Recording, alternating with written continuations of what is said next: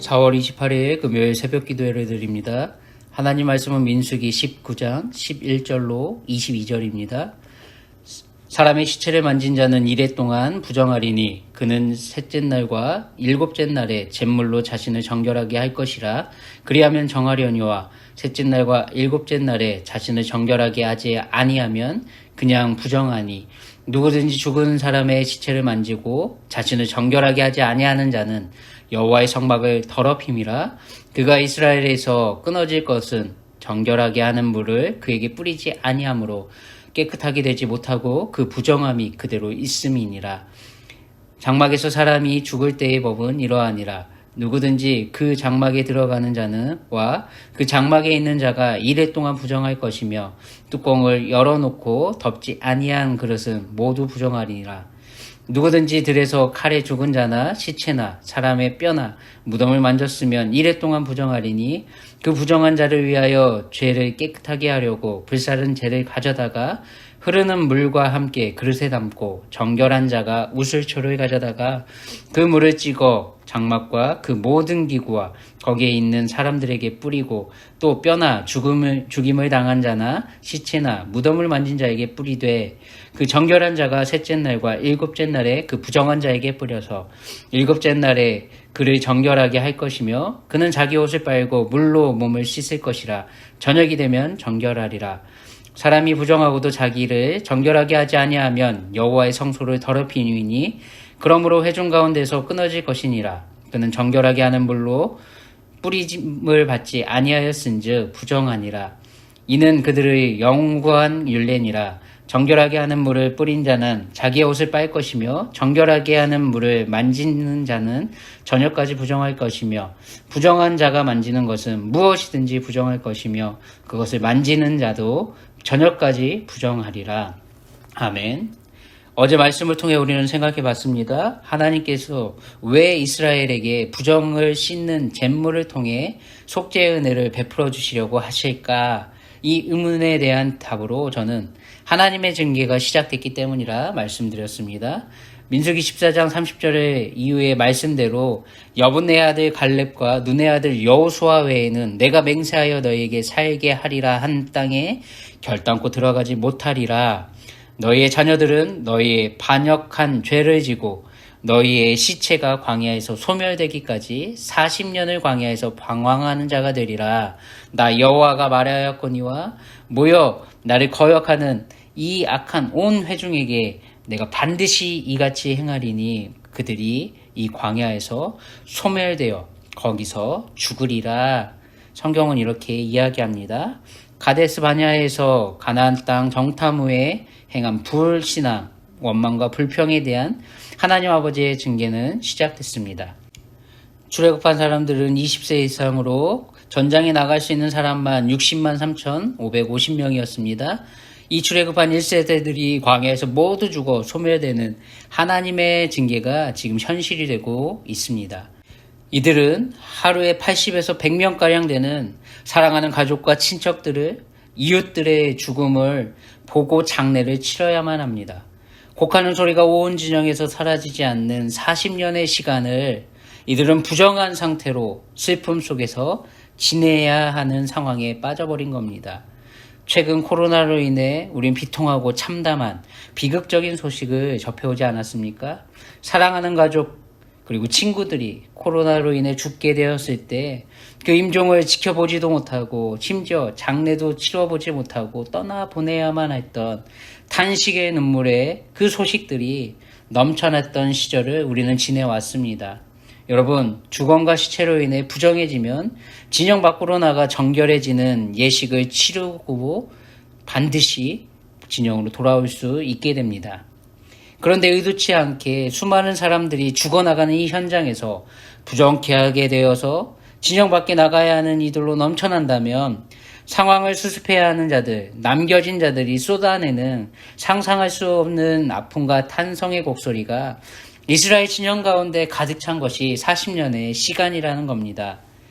오늘 본문은 시체를 만진 자는 부정함에서 정결을 회복하는 방법을 제시하는데 그것은 어떻습니까? 셋째 날과 일곱째 날에 잿물로 자신을 정결케 하라는 겁니다. 먼저 이 세상을 떠난 고인들을 충분히 애도하고 장례를 치를 수 있는 간단한 방법을 하나님은 제시하신 겁니다. 셋째 날과 일곱째 날에 잿물을 뿌려 깨끗해진다 말씀하십니다. 사람의 시체를 만진 자나 장막에서 사람이 죽게 됐을 때 들에서 칼에서 죽은 자나 시체나 사람의 뼈나 무덤을 만진 자들은 모두가 동일하게 7일 동안 부정하게 된다 말씀하고 있는데, 오늘 말씀을 통해서 우린 또 어제 생각해 본 것들을 다시 강조하며 정리할 수 있습니다. 죄의 삭수로 모든 사람에게 찾아오는 숙명의 죽음과 죄의 영향력, 바로 부정함을 우리에게 말하고 있습니다. 가치 중립적인 장막 안에 있는 그 그릇의 상태가 뚜껑이 열린 채로 있다면, 그 장막 안에 누군가 죽어나가게 되면 그 그릇들도 모두 부정하다 말하고 있습니다. 그렇다면 누가 부정케 되는 주검 시체를 수습하고 정리하고 장례를 치러줍니까? 슬픔과 절망, 상실의 아픔을 함께 자신의 일처럼 여기고 희생하고 섬기는 자들이라 성경은 말합니다. 17절로 19절의 말씀은 그 부정한 자를 위하여 죄를 깨끗하게 하려고 불살은 재를 가져다가 흐르는 물과 함께 그릇에 담고 우슬초를 가져다가 그 물을 찍어서 장막과 그 모든 기구와 거기에 있는 사람들에게 뿌리고, 또 뼈나 죽임당한 자나 시체나 무덤을 만진 자에게 뿌리되 셋째 날과 일곱째 날에 그 부정한 자에게 뿌려서 일곱째 날에 그를 정결하게 할 것이며, 그는 자기 옷을 빨고 물로 몸을 씻을 것이라. 저녁이면 정결하리라. 아멘. 하나님은 이렇게 정결해지는 방법을 제시하십니다. 어제 살펴본 말씀대로 제사장, 그리고 죄를 모으는 자, 붉은 암송아지를 태우는 자, 이들 모두는 자신들도 부정하게 될 걸 알면서도 그것을 수행한 자들입니다.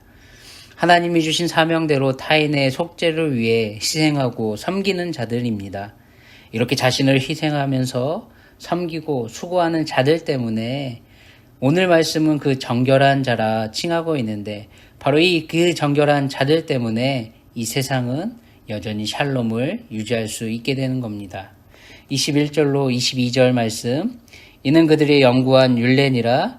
정결하게 하는 물을 뿌린 자는 자기의 옷을 빨 것이며, 정결하게 하는 물을 만지는 자는 저녁까지 부정할 것이며, 부정한 자가 만진 것은 무엇이든지 부정할 것이며, 그것을 만지는 자도 저녁까지 부정하리라.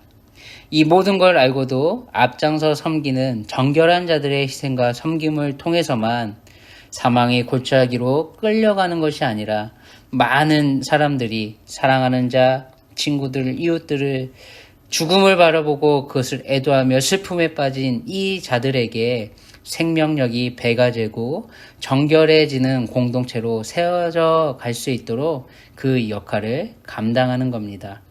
이렇게 광야에서 40년을 보낸 출애굽 2세대들이 하나님이 주시는 땅 가나안 땅으로 들어가 그 땅에서 하나님과 함께 살아가게 되는 겁니다. 오늘 말씀에서 우리가 놓치지 말아야 할 중요한 것은 바로 20절입니다. 사람이 부정하고도 자신을 정결하게 하지 아니하면 여호와의 성소를 더럽힘이니, 그러므로 회중 가운데에서 끊어질 것이니라. 그는 정결하게 하는 물로 뿌림을 받지 아니하였은즉 부정하니라. 아멘. 하나님은 정결케 되는 방법도 친히 제시해 주셨습니다. 공동체 안에서, 즉 교회 안에서 지체들의 희생과 섬김을 통해서 함께 정결함을 유지해 나갈 수 있는 길을 열어주셨다는 것을 오늘 말씀을 통해 우리에게 전하고 계신 겁니다. 하나님이 말씀해 주시는 대로만 순종하기만 하면 하나님의 은혜로 온 회중과 함께 살 수 있는 길은 항상 열려져 있고 생명도 보존할 수 있게 우리 하나님은 약속해 주셨습니다. 그런데도 끝까지 고의로 자신의 의지와 결단으로 하나님이 열어놓아 주신 이방인들에게까지도 열어주신 이 구원의 길을 박차버리면 더 이상 하나님의 은혜가 그런 자들에게는 끼쳐지지 않는다 말씀하고 있습니다. 회중 가운데 끊어져 버리게 되는 자, 죽음을 맞게 되는 겁니다.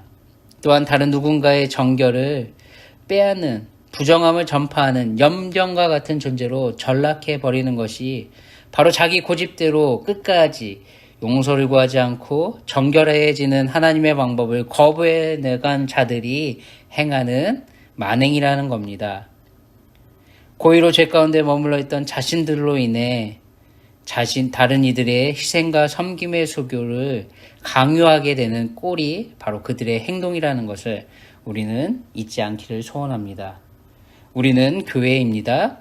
예수 그리스도 안에서 서로 하나된 머리 대신 예수 그리스도의 몸으로 세워지는 지체가 바로 우리 한 사람들입니다. 우리는 예수 그리스도의 대속의 피로 인해서 영원토록 정결해진 성도들입니다.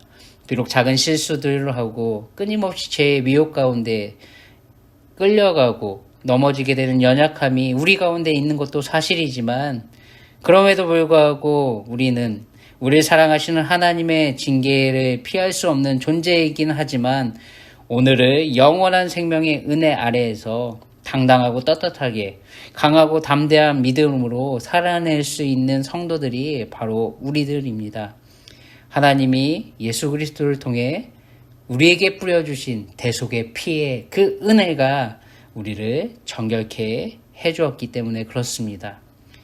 사랑하는 여러분, 오늘 하루도 하나님의 말씀 안에 거하시고 순종하시되 연약한 지체들과 이 세상을 사랑하고 섬기며 구원의 은혜의 기쁨을 전하시는 우리 모두의 삶이 되길 간절히 소원합니다. 예수님의 대속의 피 가운데 세상 사람들에게 구원의 은혜를 전하는데 조금도 부족함이 없는 삶을 살아내시게 예수 그리스도의 이름으로 축원합니다. 기도하겠습니다. 하나님 아버지 감사합니다. 오늘 하루도 말씀으로 시작해 하심에 감사드립니다.